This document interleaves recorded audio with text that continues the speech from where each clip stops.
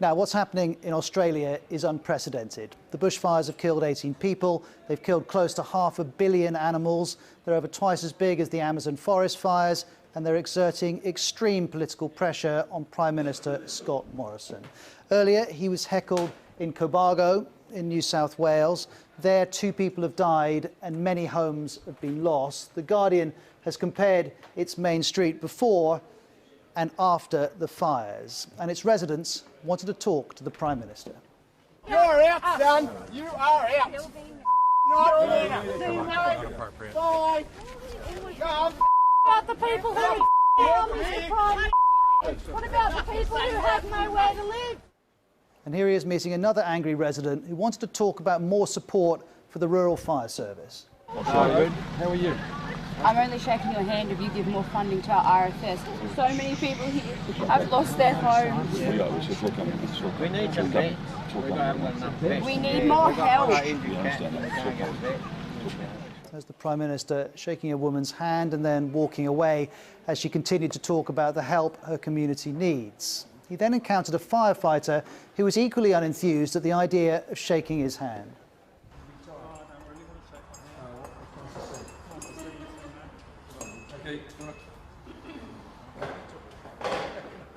Well, after these encounters, Scott Morrison said he wasn't surprised that people are feeling very raw. And certainly this crisis is bringing incredible pressure on many Australians. Here are some of the most recent pictures. These are from Victoria, and you can see the scale of not just the fires, but the volume of smoke that's being generated. Many of these are so big, they're even forming their own weather events, which can then generate lightning, which then in turn sparks more fires. These pictures released by firefighters in New South Wales again show us the extreme conditions in which these men and women are working. We've also got these pictures from a small town in New South Wales called Mogo. The devastation is all but complete. And because of all of this, thousands of Australians have decided they need to leave the areas affected, in part because conditions are predicted to worsen over the weekend with more high temperatures and more strong winds. Because of all of this, New South Wales has declared a week-long state of emergency.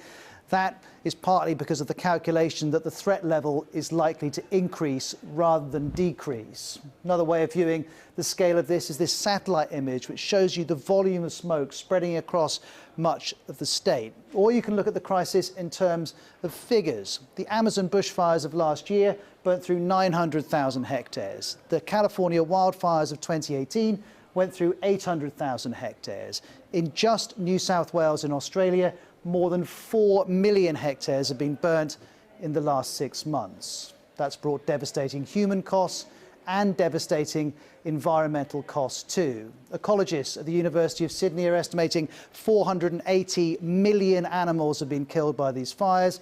Koalas have been terribly affected. 8,000 are estimated to have died. To put that in context, that's around 1/3 of the koala population in New South Wales. So let's hear more from Australians who are being caught up in this story. The fireball just came through at about 80k an hour, hit the house, and then we ran into the lake, and all the embers and everything were hitting us, burnt our hair a little bit, and we were in there for about an hour before we got rescued. When something like that stares you in the face, it's very frightening. So I'd like to thank everybody that has done something for me. I think someone's dropped a bomb on us, basically. That's what it feels like. So here you have Cobargo on the coast. Move north in the direction of Sydney and you'll come to a town called Conjola, also in New South Wales. The BBC's Shaima Khalil is there. The extent of the damage that these huge fires have caused here in Lake Conjola is all around. Homes have been ravaged. The earth is scorched, still smoldering, still hot. You can feel the smoke. 3 people died in this small community alone, one of them just up the street over here. This is one of the coastal towns where tourists have been given 48 hours to evacuate. Many of them have been trying to get out. It's been very hard for them to leave because the conditions around us are still quite hazardous. Residents are still in shock at what happened to their town. Some have left when the fires hit. Others stayed to defend their homes. We could see it coming, and then it was jumping from house to house. We had nearly 8 houses on alight. You know, did we sort of cheat it that we were survived?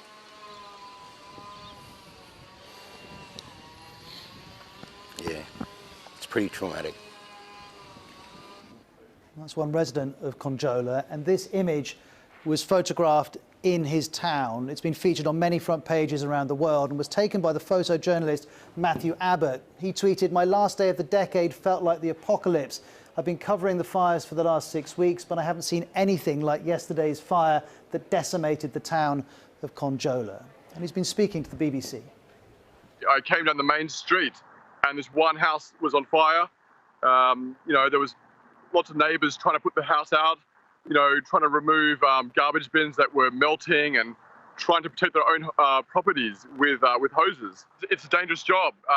There are times when, you know, you're kind of wondering, you know, should I go down this road or should I hold back? But, you know, it's very important for photographers to be able to be there and see these things as they happen.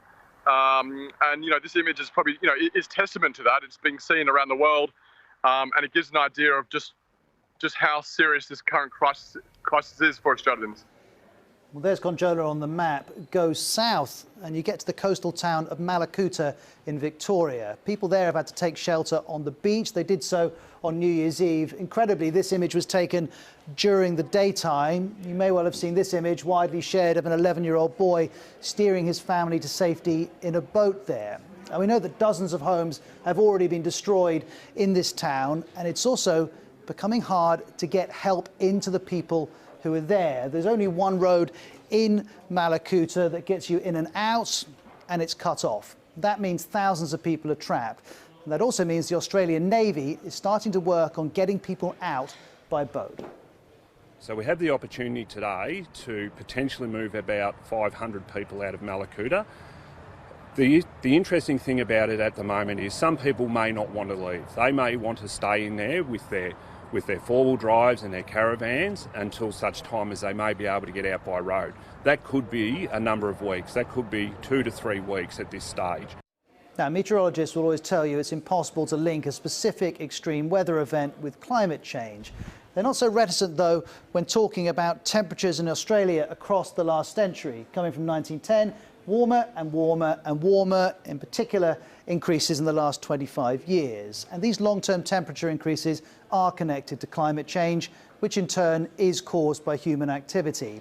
And we know there have been record temperatures throughout these weeks when the bushfires have spread. All of which means some Australians argue the fires are a moment of reckoning. Bridget Delaney is a journalist with Guardian Australia. She says maybe these fires will be Australia's Sandy Hook, Parkland moment. We urge the government to do something, and if they don't create a meaningful climate policy after this epic, destructive summer, they probably never will. Now, we've seen this view widely shared, the idea that if this doesn't shift the debate, perhaps nothing will. Well, we'll have to see, but the government so far has yet to move an inch on its climate policies. And the Prime Minister, Scott Morrison, might argue he doesn't need to. He says he's already acknowledged the link between reducing emissions and reducing the risks of bushfire seasons like this one. It's worth remembering, though, Mr Morrison's deputy said of arguments linking these bushfires to climate change that they were the ravings of some pure, enlightened and woke capital city greenies. And he's still the Deputy Prime Minister. The Prime Minister also argues that Australia is keeping its side of the bargain on climate change. Here's more from him on this. What we will do is ensure that our policies remain sensible, that they don't move towards either extreme, and stay focused on what Australians need for a vibrant and viable economy, as well as a vibrant and sustainable environment. Getting the balance right is what Australia, I think, has always been able to achieve. But right now, the focus, as I said at the outset, is to fight these fires and to get people to safety. The Prime Minister is talking about balance. Let's add a little more context to that. Australia is the world's third largest exporter of fossil fuels. You can see Russia, Saudi Arabia 1 and 2, Australia third, and the majority of those fossil fuel exports are coal. In 2018, Australia exported $42 billion worth of coal, and of course fossil fuels are an enormous contributor to global warming. But, as the Prime Minister alluded to, they also create lots of jobs. Around 50,000 workers in Australia are connected to the fossil fuel industry, and we know that around 60% of Australia's electricity comes from coal-fired power stations. Indeed, last year, a new coal mine was approved in Queensland. But the way that Australians are calculating their emissions is also being challenged more broadly. This is all part of the Paris Climate Change Agreement. The government says it's not doing anything wrong, but the woman who created the Paris Accord, a former French government minister, has said that actually, if the Australians are continuing to count as they do, this is just cheating. So there are extreme pressures again coming on Australia and its approach to this issue. Now, the hottest temperatures on record in Australia